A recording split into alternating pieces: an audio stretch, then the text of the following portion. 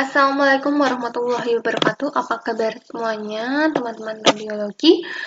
Semoga masih semangat untuk mengikuti materi perkuliahan dari mata kuliah Teknik Radiografi 2 ini. Dan pada kali ini, Ibu akan menjelaskan mengenai teknik pemeriksaan radiografi basis kranii. Nah, basis kranii itu sendiri merupakan bagian dari tulang tengkorak, dari tulang kranium yang berada di basis, di bagian belakang, di basis.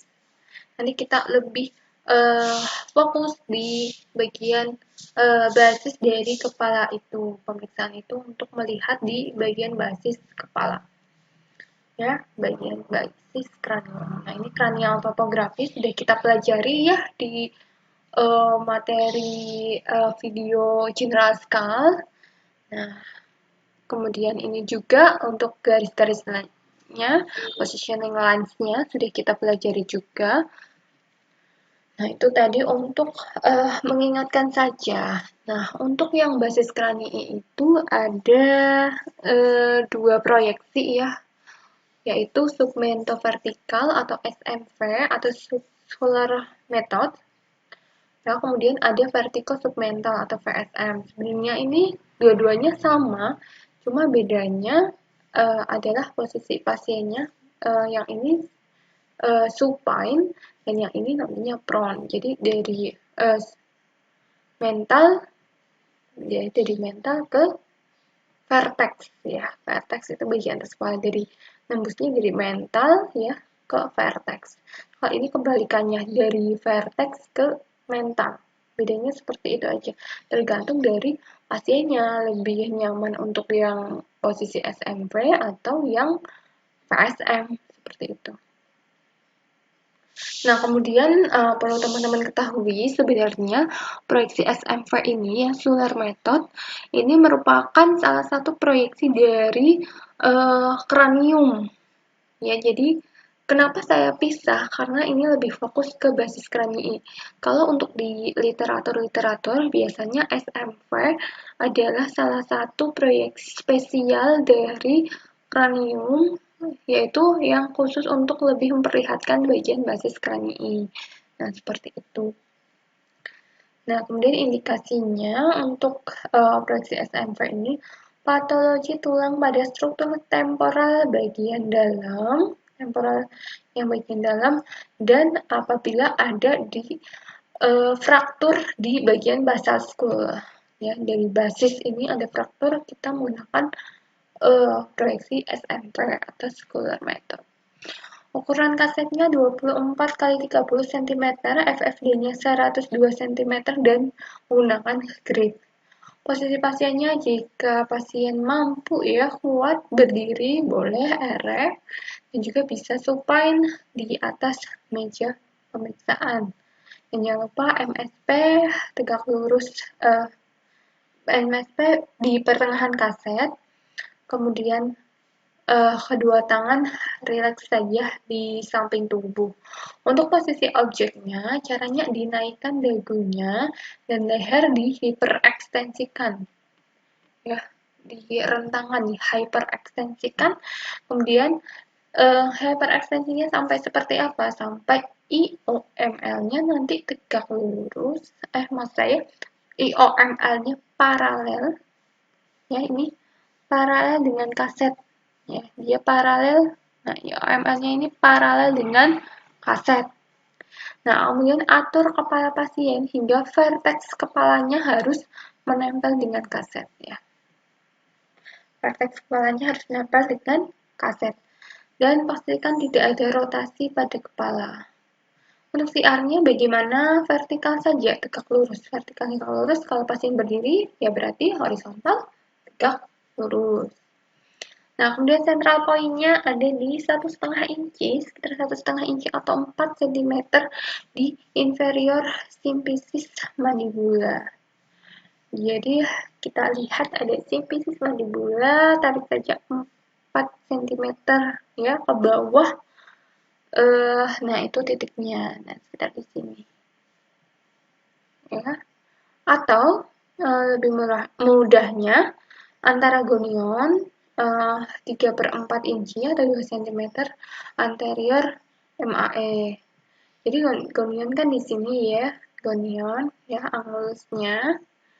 Nah, di antara dua-duanya kita ambil pertengahannya. Nah, pertengahannya, setelah ambil pertengahannya, yaitu sekitar 2 cm anterior MAE, tarik 2,5 cm MAE, thread di sini pertengahan gonion. Nah, seperti itu. Sama, terserah mau yang CP-nya lebih menghafalkannya seperti apa, memahaminya. Boleh yang 4 cm inferior simbis mandibula atau sekitar di antara kedua gonionnya, angulus mandibulanya, 2 cm ke anterior dari MAE.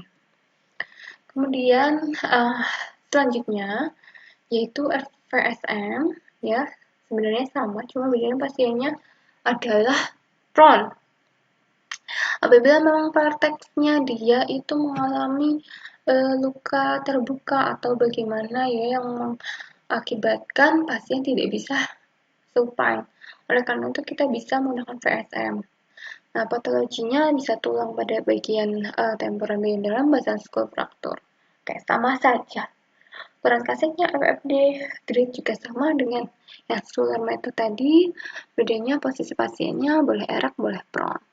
Kemudian MSP di pertengahan kaset, kedua tangan relax ya di samping tubuh, boleh di fleksikan seperti ini untuk menahan bagian kepala, untuk memposisikan seperti ini biar lebih nyaman. Dan posisi objeknya, ekstensikan leher dan dagu. Tadi kan vertexnya yang ditempelkan di kaset, kalau ini dagunya yang ditempelkan ke kaset hingga IOML ya, ini IOML-nya sejajar dengan sejajar dengan kaset ya, paralel dengan kaset. Sama ya seperti yang tadi. Kemudian pastikan tidak ada rotasi pada kepala, CR-nya tegak lurus dengan kaset. CP-nya sama antara genian 3/4 inci anterior MAE. Jadi CP-nya adalah dari vertex ini keluar melalui antara gonion 3/4 inci 2 cm anterior MAE. Seperti itu. Bedanya tadi langsung ke CP-nya ini, kalau ini melalui vertex dulu, baru nanti keluarnya melalui titik ini. Untuk kriterianya itu sama ya dari dua-duanya, bedanya mungkin untuk yang vertical submental ya VSM tadi, ini untuk basal skalnya ya, basis kraniinya lebih mengalami magnifikasi karena jaraknya lebih jauh dari kaset dibandingkan dengan ini, dia lebih dekat dengan kaset, itu basal kraniumnya lebih nampak ya, tidak mengalami adanya magnifikasi. Nah, kemudian yang kita lihat ini tampak struktur cranial base ya, cranial base. Kemudian mental dan frontal saling superposisi, mental ya ini mentum dan tulang frontal ya, dia superposisi. Jadi mental dengan tulang frontalnya superposisi. Tampak foramen oval dan spinosum.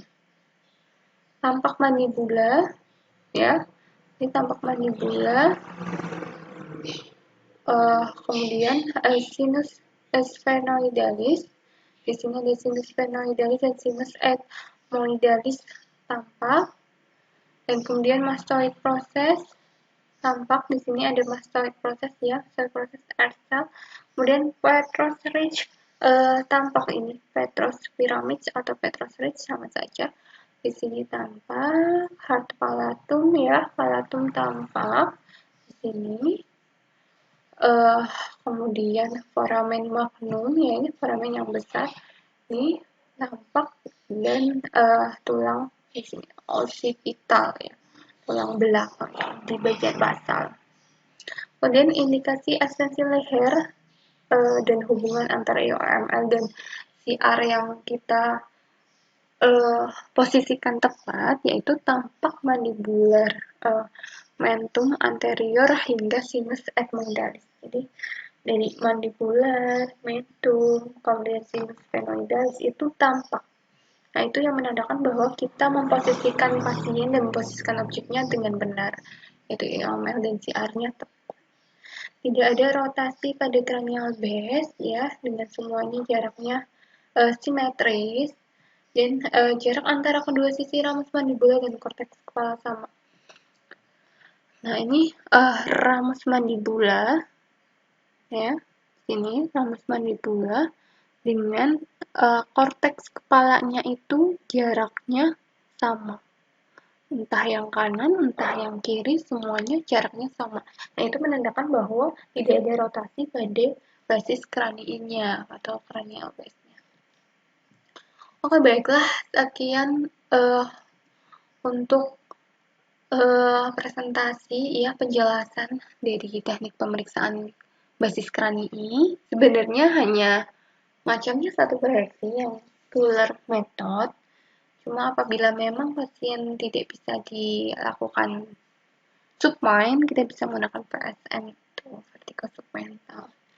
Jadi dua-duanya mempunyai kriteria radiografi yang sama, cuma beda di posisi pasiennya, dan nantinya bedanya di apakah gambarannya lebih magnifikasi atau tidak begitu.